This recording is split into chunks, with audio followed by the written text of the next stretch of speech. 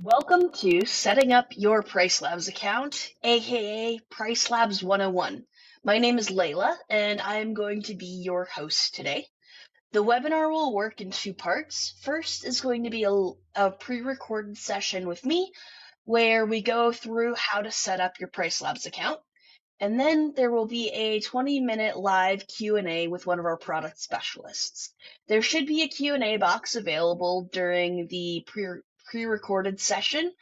There you can go ahead and post any questions that you may have, and a live representative will be on at the end of the call to go ahead and get all of those answered for you. Feel free to use it even while I'm talking.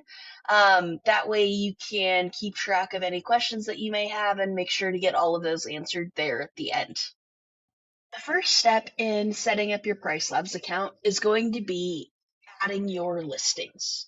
So this can be done one of two ways. You can connect either through an OTA, which is an online travel agency, think Vrbo, Airbnb, etc. Or you can connect with a property management software, also known as a PMS or a channel manager. The difference between an OTA and a PMS is going to be that the PMS can be thought of as sort of like a central hub for all of your booking connections.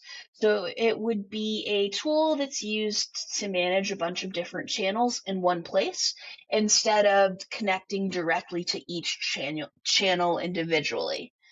If you'd like to connect to either one of those, it's going to be a very similar process. You're going to want to select Add/Reconnect Listings in the top right-hand corner of your PriceLabs account. Then you can go in and select either your OTA here.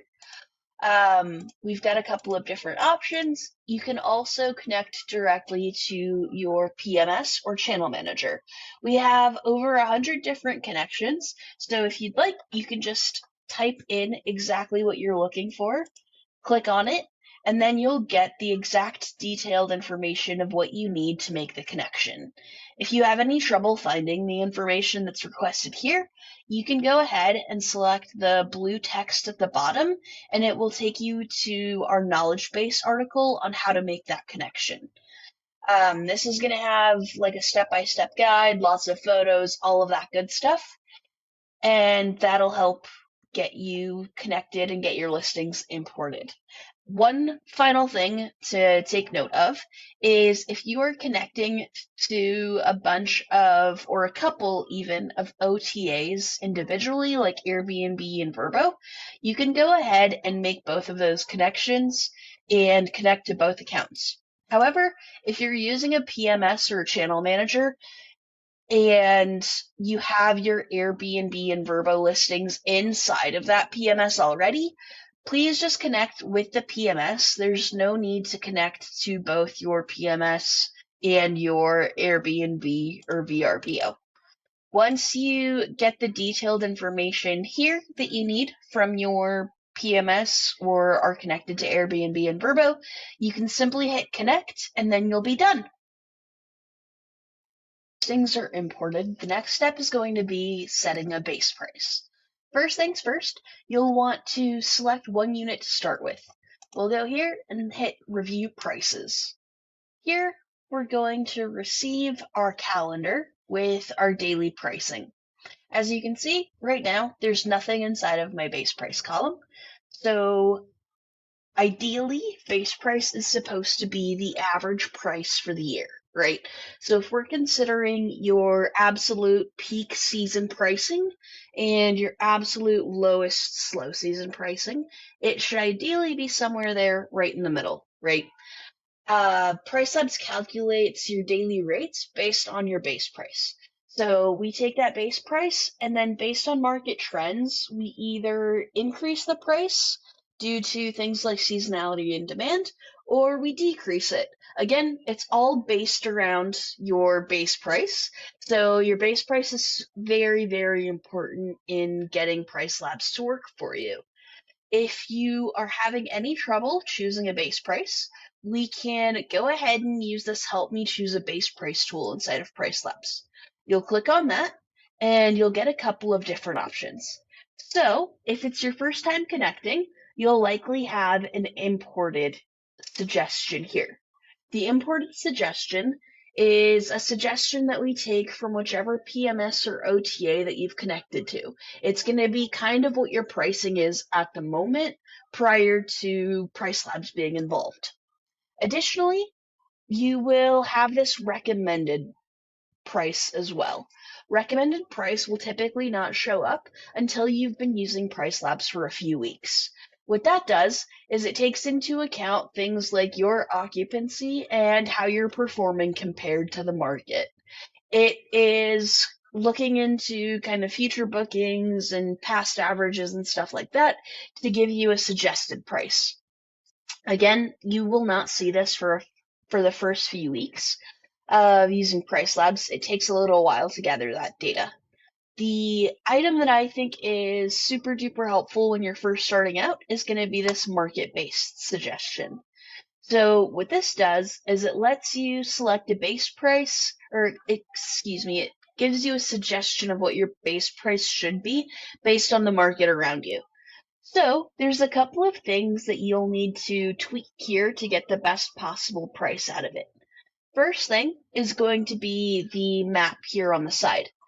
So what you're able to do here is fine tune your neighborhood. You can geographically select which areas you'd like to be compared to and who you think your actual competitors are. So to do this, you'll want to hit this lasso tool up here, and then you can go ahead and select which area specifically you think you should be compared to. Then you can hit save area here, and your prices will update. I'm personally not going to do this. I live in a little bit more of a remote area, so there's not a lot of units around me. I'd like to be compared to everyone in general. The best times to use this are typically going to be when there's like a geographic advantage or a geographic difference in pricing. So, for example, like beachfront locations versus not beachfront locations. Or maybe one side of a mountain is super duper nice and has resorts, whereas the other side of the mountain maybe doesn't. This would be the perfect time to use the lasso tool. Just make sure to hit save area at the bottom, and this will update what your market data is here. Then the next thing is going to be the property category. So this one is a little tricky to describe to people. Typically, we categorize things as economy, mid-scale, and upscale based on how we perceive them, right? PriceLabs has a little bit of a tough time doing that since it is a software. Instead, what it does is it compares these things by a pricing graph. So it takes the lowest priced folks in your area and puts them kind of near the bottom, and it takes the highest priced folks and puts them near the top. What your property categories then are going to be are where you fall on this chart. So if you want to be priced a little bit lower and are kind of prioritizing maximizing occupancy over maximizing rates, let's go ahead and select the economy option. Here, you'll see that you'd be in the 25th percentile of the market. What that means is on that chart, you'd be priced right here, kind of at the bottom quadrant.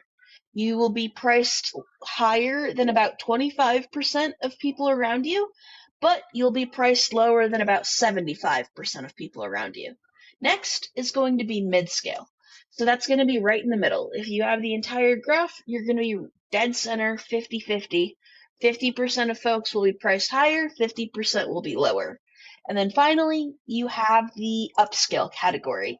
That means you are going to be priced in the top quadrant, the top 25%.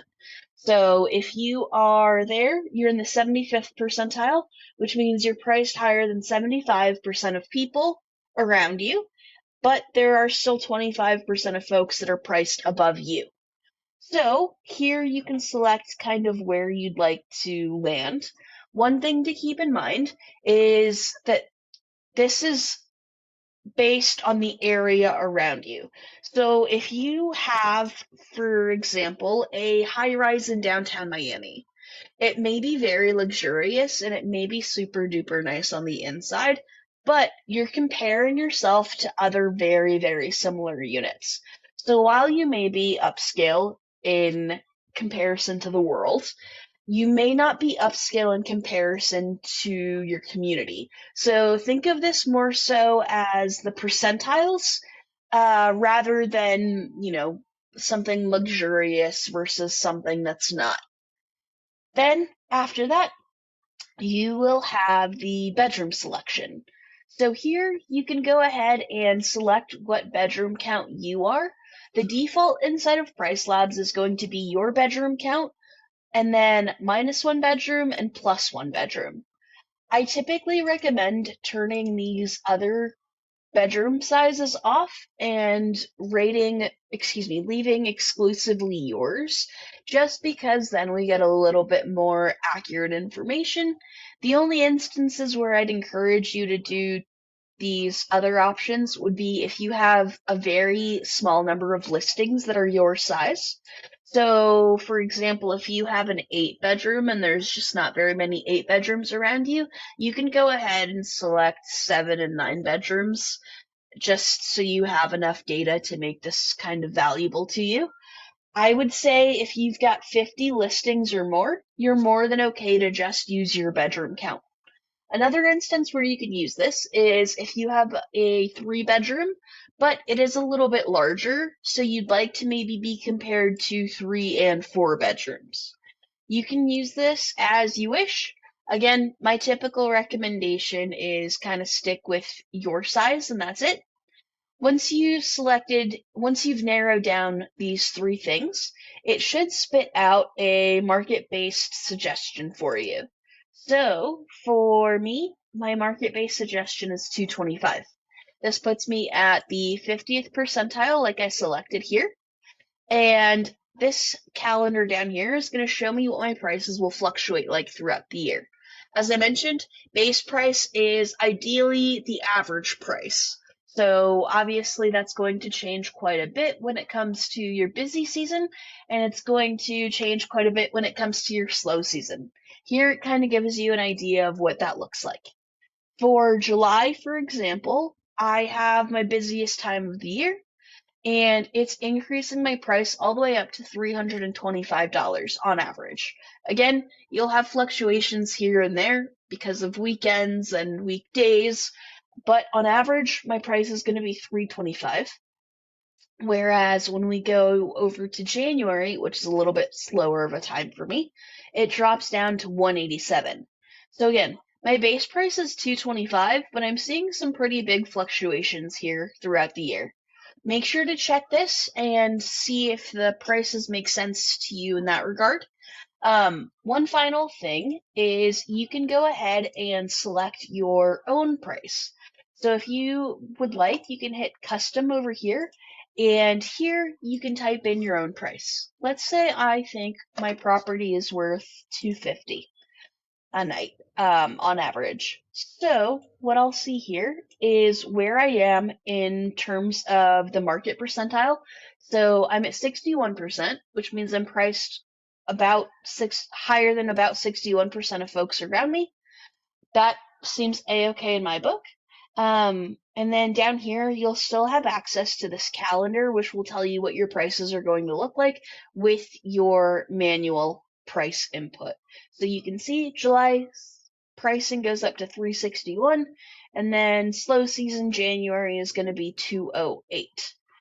PriceLabs does, again, the majority of its work around what your base price is set to, so it's really, really important to get this put in and to get it put in well. If if you don't, excuse me, if you leave this blank, it kind of leaves PriceLabs to do its own thing. It does not help very much for your account because it doesn't allow you to have that kind of core input. It doesn't let us see things like if you consider yourself maybe a little bit more upscale or what you're kind of expecting. It lets PriceLabs kind of just do its own thing. And that's not great when it comes to, things like how low prices can get or how high prices can get. Um, it, yeah, it makes it a little tough for everyone involved. So please make sure to choose the base price. And next, we're going to set our minimum pricing. So that can be done here, right next to the base price. When you're setting your minimum price, one thing to keep in mind is that this is like the absolute minimum that PriceLabs will ever get to. So if you would plan to discount something, this is like the absolute lowest that the pricing would push, including those discounts. So think of it as like the absolute bottom threshold for you. One thing to take into account here is that it should be enough that you're meeting your like usual basic business costs and cleaning fees, etc. Just make sure that this minimum is actually kind of the absolute minimum you would allow your unit to be leased for. In addition, one thing to consider is we do recommend that minimum price be at least 30% lower than what your base price is. This allows for PriceLabs to actually be dynamic. So in my case, my base price is $213. 30% less than that is going to be $149. So that's what I'm going to set my my minimum price to. And that ensures that I actually get, things like seasonality and fluctuations in that regard here. And then once I hit save and refresh, what it's going to do is it's going to look my daily rates on my calendar and it's going to adjust any rates that are lower than that 149 threshold to be at least 149. So it would update my calendar a little bit. Once you hit save and refresh, you'll be good to go. Up next, we are going to be selecting some minimum stay settings inside of PriceLabs. So to do this, you're going to want to pop over here under Applied Customizations and select Edit Customizations. Once you open this, you should have minimum stay settings accessible to you in a couple of different places. So it should be either under this currently applied section, like you see here for me, or under stay restrictions here. So what you'll want to do is turn this on, and there's quite a few different ways to go ahead and select a minimum stay profile. So by default, PriceLabs has a couple of recommended settings.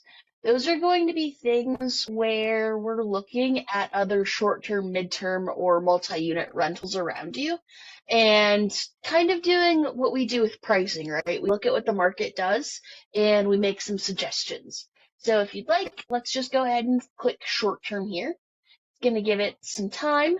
And what you'll want to do first is select some absolute lowest minimum stays. Doing this is really important so that we have a threshold. It's the same as kind of setting a minimum price, right? We know that we can never go below this. So if you are in an area that does not allow anything but 7-night stays, as a minimum, you can pop in here and enter those too, just to make sure that PriceLabs doesn't have the ability to go below that, right? If you are in a more flexible area and you're okay with at any point getting down to a 1-night stay on weekdays or weekends, simply enter that as well. Whatever you do is going to help us kind of dictate what your minimum stay settings are. If you'd like, you can set a cap as well, just to make sure PriceLabs doesn't get too crazy and suggest something too intense. Again, that's like a max price. I probably wouldn't suggest doing that. So I'm going to go ahead and just say 1 night for both of these. And to see exactly what that's going to look like, you can select this Review Recommended Stay Settings button. And this does adapt to things like your occupancy, things like the market, etc., right? So at a glance, you can see what each month is going to look like. You are going to have your default settings. So those are going to be, the typical settings most of the time. You'll have some last minute settings. So those are defined here as, settings within 2 nights in this example, or a slightly different rule for people booking in 29 nights, right? And then additionally, you'll have far out settings. So in this case, that's going to be any settings for people booking 6 months out. And then you can also do orphan gaps as well. So if you, for example, have a 3 night minimum for far out bookings, and somehow, some way, between two bookings in the future, you just end up having a 2 night gap. Usually that 2 night gap would be unbookable due to that 3 night minimum setting that you have, right? What orphan gaps do is allow those gaps to then be filled.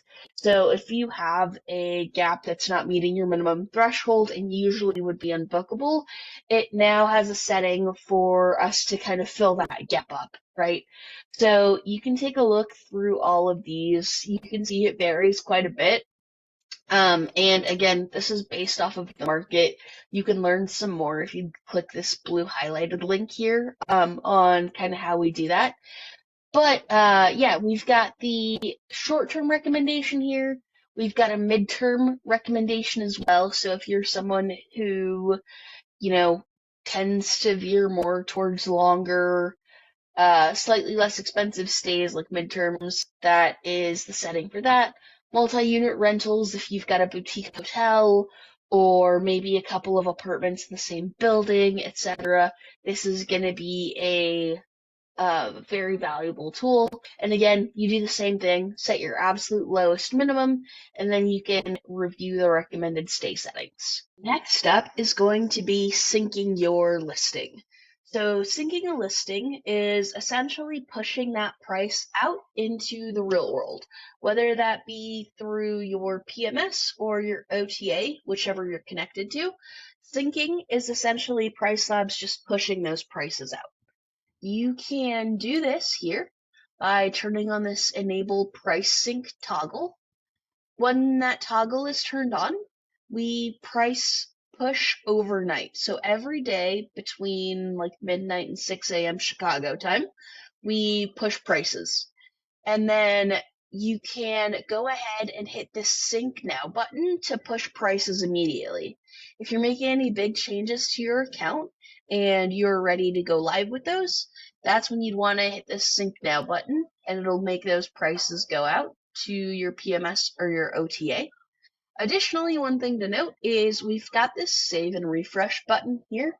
What that's going to do is essentially update all of your calendar info and all of your settings prior to pushing prices out live or pushing data out live. So if you were to want to change something like your base price and see how it impacts your pricing calendar, but you're not quite ready for it to go live, that's when you would use the save and refresh button. It would make changes and save those changes inside of PriceLabs, but it's not ready to go out and be synced just yet. This is also going to be used if you are wanting to import data from your PMS. So let's say you have a large booking that comes in that you'd like to show up on your PriceLabs calendar. Then you can go ahead and hit save and refresh. It'll import the data from your PMS or your OTA, and it will update the system and all of that good stuff, so you're able to see all of the most current information. Again, save and refresh inside of PriceLabs. Sync now pushes out of PriceLabs. If you are someone who's connected to both Airbnb and VRBO directly through PriceLabs, what you may want to do is map your listings.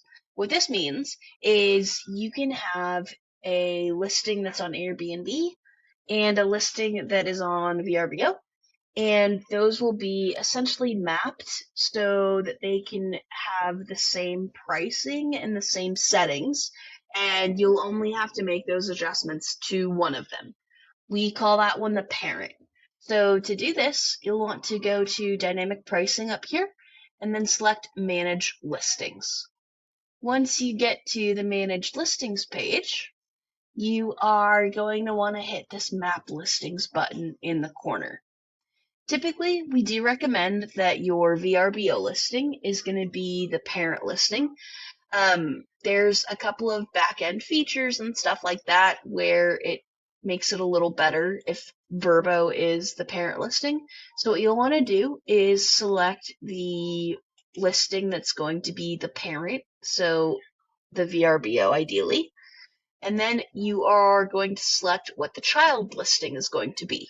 Then, once you hit map listings, all of the settings that you have in your parent listing will be copied down to the child as well. And again, that way you are able to just make adjustments to one. It saves you a lot of work and effort. Additionally, it saves you some money.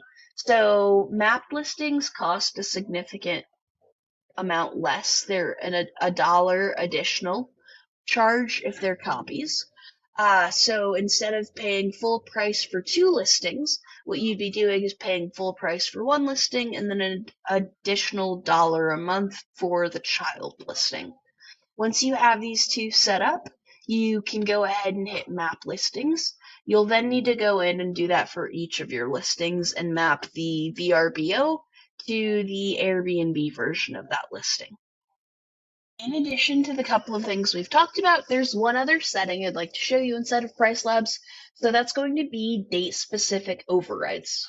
What a date-specific override is you manually going in and adjusting price to a specific date or to a specific date range.